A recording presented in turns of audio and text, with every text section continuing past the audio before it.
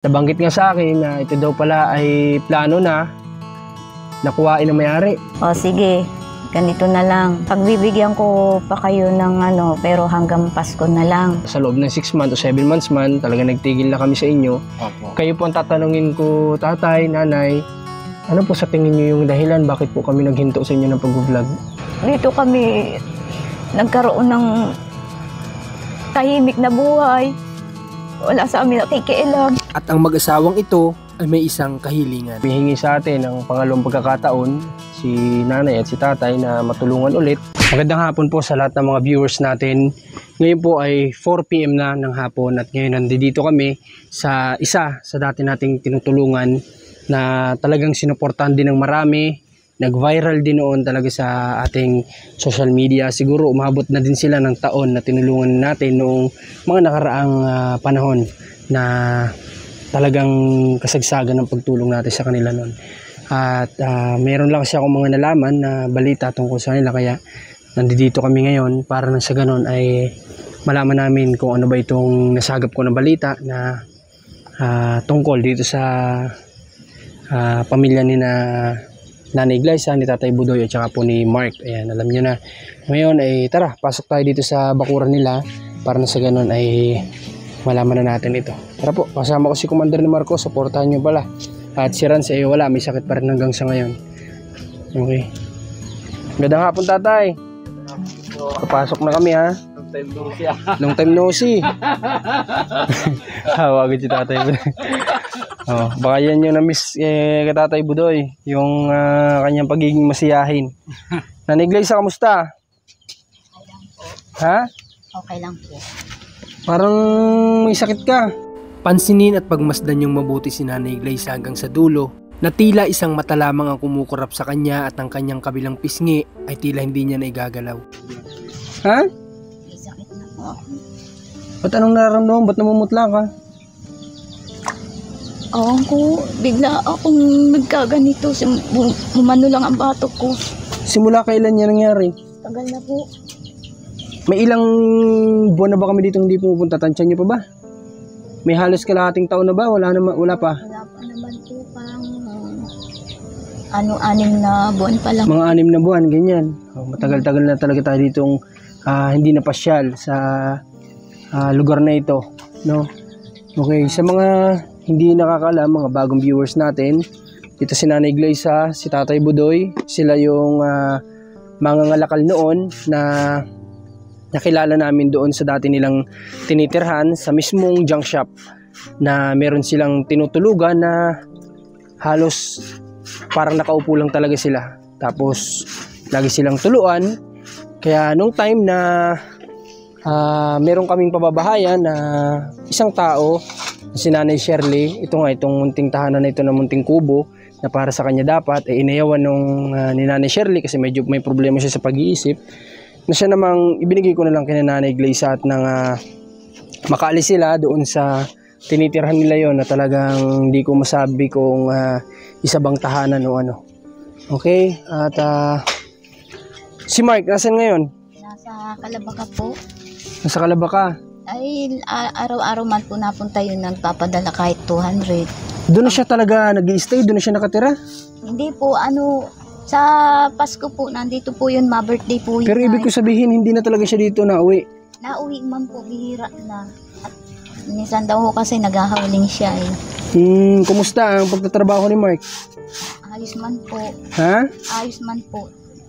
Sa ngayong taon po, mapasok siya sa itok po daw siya mapasok sa public. Sino nagsabi siya? At talagang gusto daw niyang tapusin ang pag-aaral niya. Mga kapatid daw po niya parang ayaw tumulong. Okay. Abalahin mo na kita, Nanay Glyza, sa iyong paglalaba, ha? Tatay Budoy, dito, harap pa dito. Kuha ka ng upuan mo, tatay. Pwede ba kayong kumuha ng upuan at upo kayo? Sige. Commander, upo ka dito sa isa para hindi ka mangawit. Upo kayo dito, Nanay Glyza. Sige. Sige. Baka bumigay pa yan eh. Tatay, bigyan mo to kay Nanay Glyza upuan para makaupo po kayo. At may mga upuan naman dito. Ayan. Nay, upo ka po, Nay. Tayo, upo ka dun.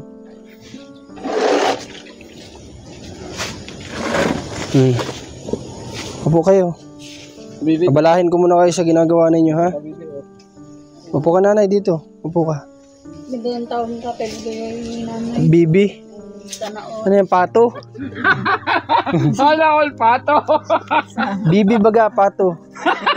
Yung ginawa kong pato. Kamusta naman po kayo, tatay, nanay? Kamusta kayo? Ayos lang po. Nakakatawid naman po kahit papano. So, bali si Mike, tatay mo din, nanay Iglesia, sa madaling salita, talagang diniretso niya na yung pagtatrabaho niya doon sa junk shop na pinagtatrabaho niya sa Calabaka. Ayaw na daw po niya dyan ay. Okay. Sa mga hindi rin nakakalam, si Mike yung dati nating scholar. Kaso mas pinili ni Mike na magtrabaho. Kaya, ayun, kung nasan siya ngayon, yun yung doon siya masaya siguro. Ay babawi daw siya ngayong taon at gawa ng mahirap din daw yung walang pinag-aralan talaga. At yung mga kapatid niya Bilang magulang kayo, tatay, nanay, sa tingin nyo naman po, okay naman si Mark sa sitwasyon niya? Okay naman po. Okay man po. Walang problema po doon sa batang yun. At lagi ko man sinasabihan, baka kako ikaw ay nagiinom. Mama, hindi. Kahit tingnan niyo pa ako. Sino po, Nanay Iglesia, ang nag-guide doon kay Mark? Yung, Sa pinagtatrabahuan niya? Sino ang nagsisilbing magulang niya doon? yung isang kagawad po doon. Si ano po, si Kagawad Ader. Siya ang nagmamanage kay Mark, kumbaga nag-aalaga.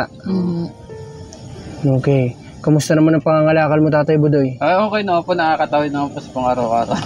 Pero may nabalitaan ako na may nanloko sa inyo na kumukuha dito? Totoo ba? Meron po, niloko kami minsan. Hindi kami nabayaran ng tama. Grabe. Taga saan yun, Tay? Sila ba yung mga taga Santa Elena? Hindi O po, taga dito lang po yun, sa Calabaka. Pero binayaan na po namin yun. bakit, Tay? Bakit? Ano bang nangyari? Na siya pa ang na-short. 400 ang na short na. May nabalitaan kasi ako na meron daw kumuha dito ng kalakal kay Tatay Budoy. Kaso nga lang hindi daw yata nabayaran lahat. Totoo po yun, yung nasa Calabaka ho. Okay. So nabalitaan ko lang yun sa concern din na nagkwento sa akin. Kaya nga naipon din yung mga balita na nakakarating sa akin patungkol dito kay Nanay Iglesia at kay Tatay Budoy. Kaya nandito kami ngayon. At nakausap ko din yung tito ko na nagpahiram sa atin itong lupa. At nabanggit nga sa akin na ito daw pala ay plano na nakuhain ng may-ari. Oo. Kain daw po ito. Yung Alex daw po, kilala po niya yun. Yun ang tito ko yun. Ay, tito. Tito ko yun. Siya yung nagpahiram sa atin itong lupa. Kaya kayo nandito ngayon. May ilang taon na kayo nakatira sa lupa na to? Dalawa. Halos magdadalawang taon na, ano? Dalawa na. Magdadalawang taon na sila nakatira dito sa munting pabahay natin na pinahiram sa akin itong lupa para mapagtirikan nga nito. Na siya namang ginagamit ng pamilya ni Tatay Budoy. Okay, halos magdadalawang taon na. So, siya yung nagsabi sa akin na ano nga daw ang plano sa inyo. Ano bang pagkakasabi sa inyo? Sinabihan ba kayo dito? Hanggang Pasko na lang daw po kami dito ay. Hanggang Pasko na lang kayo dito titira? So, Sino ang nagsabi nun? matabang lalaki po. Sa inyo mismo, sino? Sino ang kinausap sa inyo? Ibig ko sabihin. Ako ho. Si ako. Ikaw ang kinausap, pinuntahan ka dito. Opo. Anong pagkakasabi sa'yo? Pwede mo bang sabihin sa amin kung paano pagkakasabi?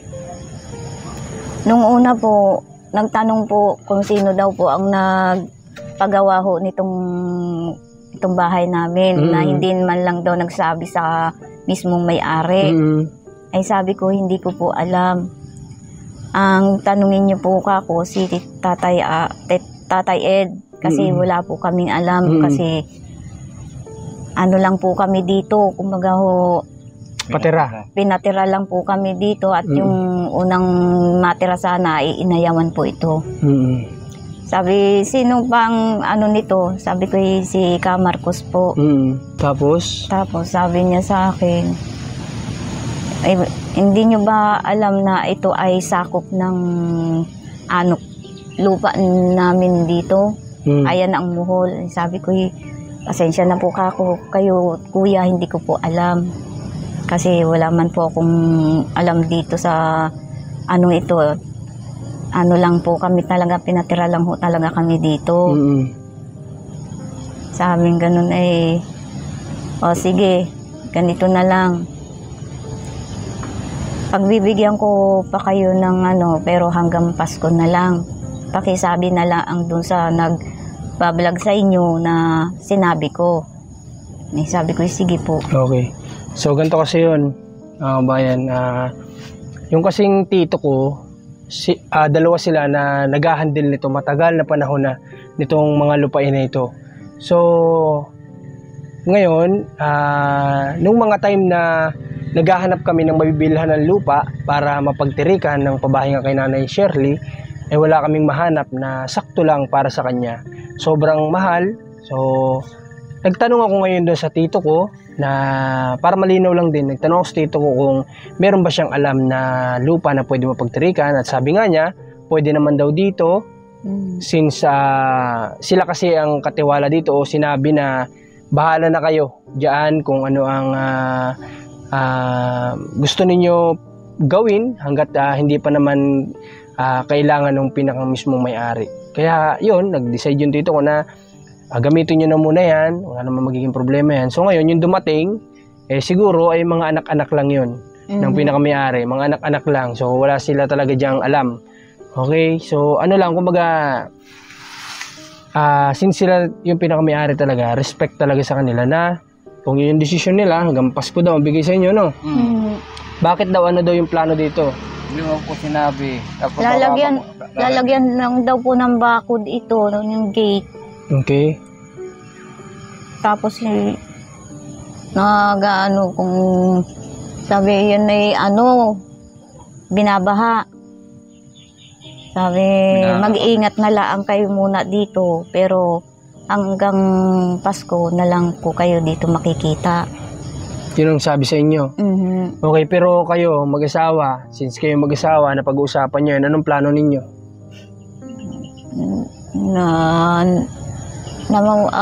Ako kasi dito na ako naging masaya, kahit pa paano nawawala ang problema ko dito pag nakita kong nalilinisan ko ang buong palibot.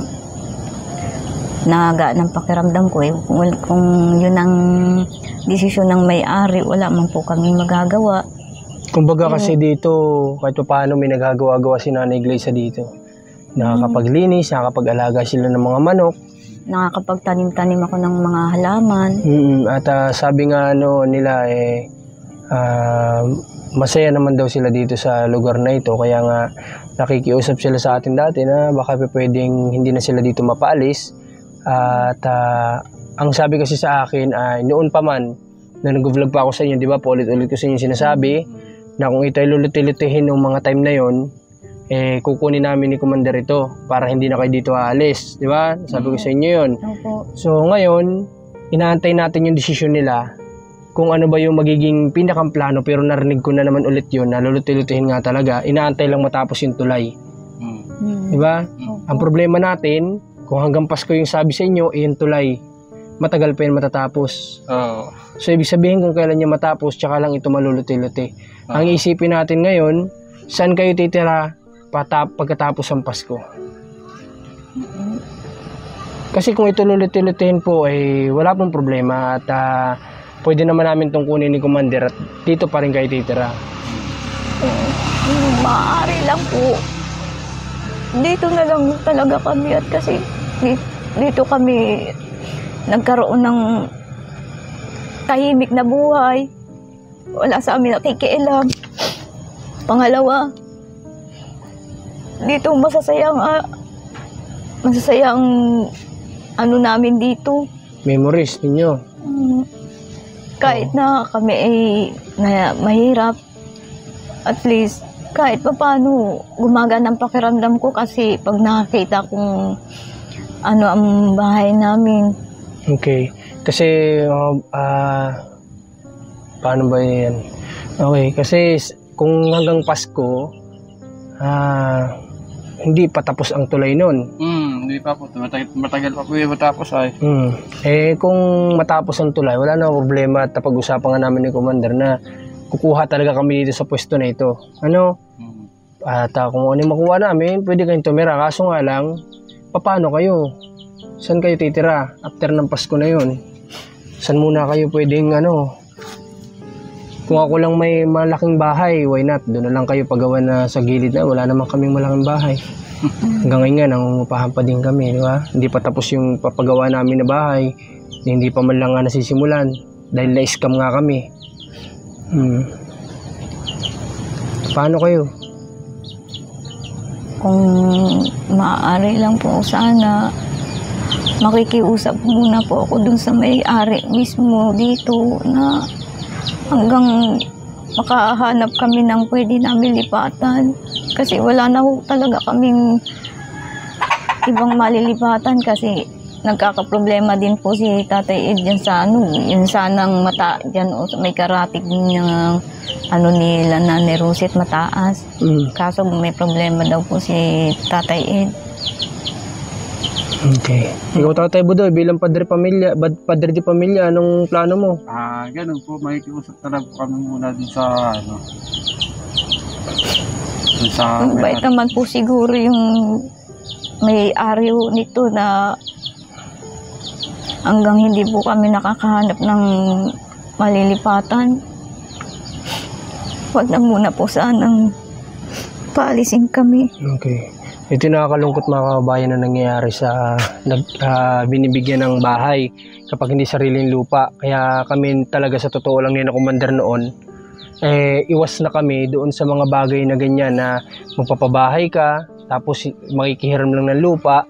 Pagdating kasi ng araw, pag kinailangan ng lupa, mawawalan din ng titirhan talaga yung pinagawan mo ng bahay. Kasi naranasan na namin yan kay Tatay Moises, di ba? Pinagawa ng simentadong bahay, pero dumating yung ilang buwan lang, kinailangan na yung lupa, nasayang yung bahay, na wala ng tirahan yung pinabahayan, di ba? Kaya nga lang dito sa pagkakataon na ito, talagang wala kaming choice, kung di makitirik dito sa pinahiram nga na pwesto na ito, ng tito namin na nag-handle itong lupay na ito. Kaso nga lang ngayon, kinakailangan naman na nung may-ari. Kaya wala tayong magagawa doon kasi puwera na lang kung sabihin nila na sige bayaran nyo na yun kahit hindi pa tapos yung tulay, pwede yun, di ba? Kaso nga lang, ang pagkakaintindi ko sa sinabi ng tito namin talagang patatapusin yung tulay. Kasi alam nyo kung bakit? Kasi mas mahal ang lupa kapag mayroon ng tulay. Di ba? Kahit naman siguro kung sino may-ari nito at plano mo luti-lutihin to, aantayin mo munang matapos yung advantage na yun na magkaroon ng tulay bago mo ibenta. Kasi kung ibebenta ko to ngayon, murang ko lang ito may ibebenta kasi walang tulay. Pero kung may tulay na, mahal na. Mahal na. Kaya yun yung pagkakaalam ko talaga. Kaya pumupunta din kami dito, sa totoo lang, matagal, di ba, sa loob ng 6 months o 7 months man, talaga nagtigil na kami sa inyo. Kayo po ang tatanungin ko, tatay, nanay, ano po sa tingin niyo yung dahilan bakit po kami naghinto sa inyo ng pag-vlog?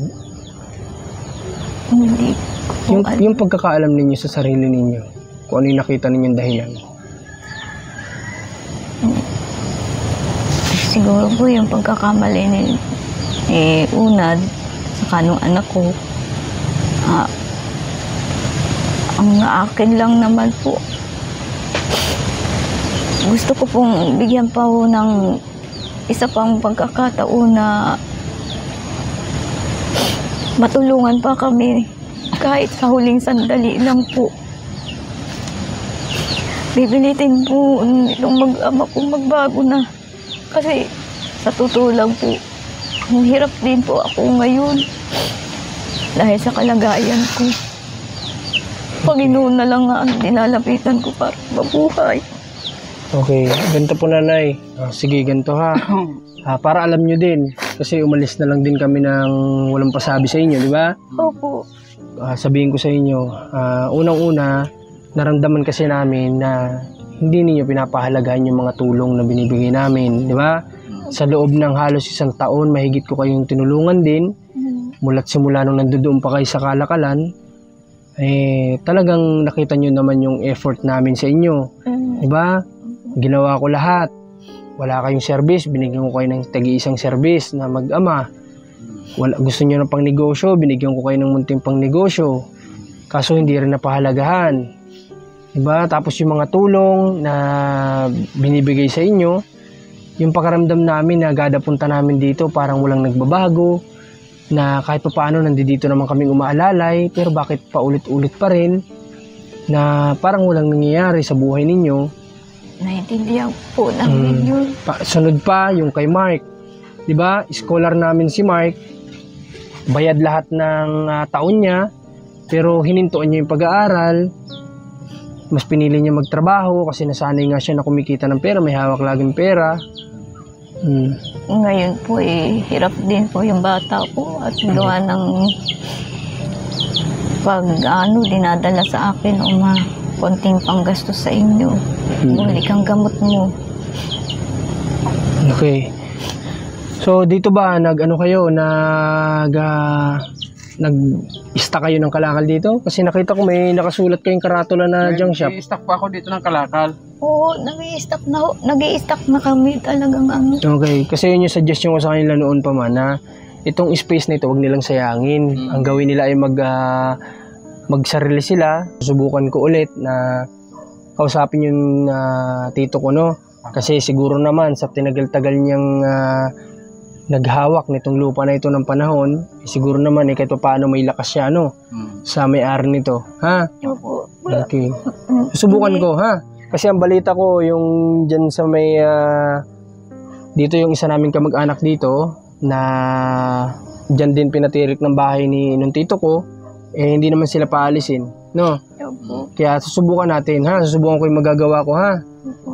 Okay, pero babalitaan ko kayo kung ano yung magiging resulta ng pagkikipag-usap ko sa tito ko, ha? Opo, maraming salamat po. Sige. At kung ibebenta lang ito ngayon, why not? Pwede naman naming makuha ni Commander ito, ano? Para dito na lang kayo, hindi na kayo aalis. Diba? Opo. Kasi someday naman, din naman, pwede ding mapakinabangan ang lupa, di ba? Tsaka para sa amin naman kasi ni Commander, kumbaga investment na rin yun. Pero hindi naman namin kailangan, walang problema na tumira sila. Di ba? Tapos kung someday na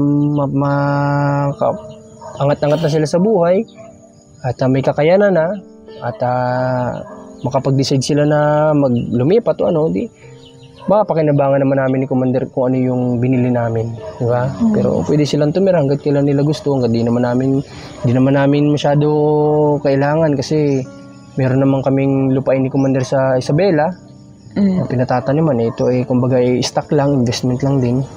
Kaya walang problema. Manapansin ko sa bahay niyo, ba't ang daming krus? Kahapon na nagkasakit ito. Ha? Nagkasakit po ako nito. Bakit anong naging problema ni Nanay Glaze? Anong naramdaman mo, Nanay? Parang ginalaw yan. Ginalaw ng tao? Yung taong hindi nakikita. Akala ko ginalaw ng tao, baka mabuntis. Sana all ginalaw ng tao. Kaya ako hindi ngayon at Okay. So, sige, ganito. Basta update ko kayo, ha? Pabalik ako dito siguro by tomorrow. Pupuntahan ko siya. Kasi siguro ngayon baka nandun yung sa sakahan. Hindi ko madatnan doon sa bahay nila. Pero bukas, kausapin ko, subukan ko kung kaya niyang pakiusapan yung may-ari. No? Opo. So, subukan lang natin yung best natin para maka-stay kayo dito. Okay. Hanggang magawa yung tuloy at magplano sila dito na magluto-luto. No? Opo. O baka pwede din naman sabihin natin na plano naming magkuha sa inyo pag niluto-luto. Baka sabihin na dito na lang muna kayo. Diba? Opo. Maraming salamat po. Okay. Kamusta kayo ng anak mong napahiwalay sa'yo? May contact ba? May communication ba kayo? Wala? Wala na po. Ang na lang po sa akin kung mamatay man daw ako hindi na daw sila bibisita Sabi ng mga anak mo yan? Grabe naman. Okay lang naman po sa akin kung yan ang gusto nila wala man po akong magagawa. Grabe Basta naman. ang importante sa akin ang anak kong lalaki hindi nagbabago sa akin ng pagmamahal. Ibig sabihin si Mark nagbibigay-bigay sa inyo ng kinikita niya. Magaling. Kung gano'n na hindi niya sinasarili lang yung kinikita niya, sabi ng anak ko, Mama, huwag ka mag-alala at hindi man ako katulad ng mga kapatid ko. Magpapatuloy ako ng pag-aaral para sa iyo. Plano niya mag-aaral, plano niya. Ano bang ginagawa niya ngayon? Nag-iipon? Nag-iipon man po siya at gusto naman daw niya mag-aral dyan sa sa Ito. Okay, gusto niya ituloy libre daw po pag-aaral. libre daw po lahat ay. Walang tuition. Mhm. Okay. Pagpapatuloy daw niya ang Subukan niya, pag-aaral. Pero sana mawala kay Mark yung mindset niya na ngayon ay kumikita kasi siya. Di ba, lagi ko sa kanya noon pa man sinasabi na mas malaki yung posibilidad niyang kitain kapag nakapagtapos siya ng pag-aaral, kaya ayusin niya pag-aaral niya. O kaso nga lang, mas pinili ni Mark na kumikita siya sa ngayon ng pakonti-konti, na hindi niya naisip na someday, totoo yung sinabi ko na mas malaking kikitain niya. Hindi na siya habang buhay hanggang pagtanda na mangangalakal. Di ba? Pwedeng mabago yung buhay niya. Sabi nga sa akin, nagsisisi nga ako, mama, kung bakit hindi ako nakinig kay Kuya Marcos. Ngayon, pinipilit kong bumawi kasi yung mga salitain ng mga kapatid ko, tinandaan ko na pag namatay daw kayo, mama, hindi na daw sila pupunta dito. Kaya yun ang iniaano niya. Pagpapatuloy daw niya ang pag-aaral niya para sa akin. Siya daw mag-aalaga sa akin pagtanda ko. Hindi daw niya ako iiwan. Hindi na ako maasa talaga, Kamar ko, sa mga anak kong babae. Ayoko na. Napapagod na rin akong hanapin ang pagmamahal ng mga anak ko na ayaw na sa akin. Saka ganito pati ang kalagayan ko ngayon. Grabe, kala ko pa naman magiging maayos kayo nung anak mo na nakakausap mo.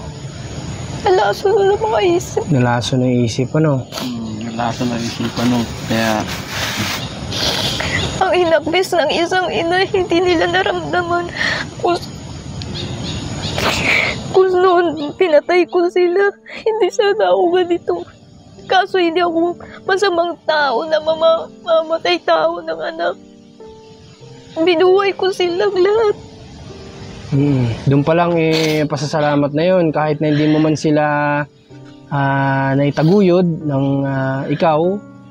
At kasi yung papa nila yung nakasama nila nung dati, yung pangalang pagluwal mo sa kanila, yung malaking utang na loob na yun, di ba? Okay, pero wala tayong magagawa. Malay mo naman, dadating din yung araw na mag-mature yung isip nila at maisipan nila yun, Hindi pa naman huli ang lahat, bata pa yung mga anak mo, Pwede pa sila mag-mature at maisip nila yung mga bagay na yun. Sana Ipagpasa Diyos natin, hinihiling ko, araw-gabi ako nagdadasal na sana magbago mga anak ko. Malay natin. Kasi ayoko tumanda ng hindi ko sila makakasama kahit kahit huling saglit. sandali.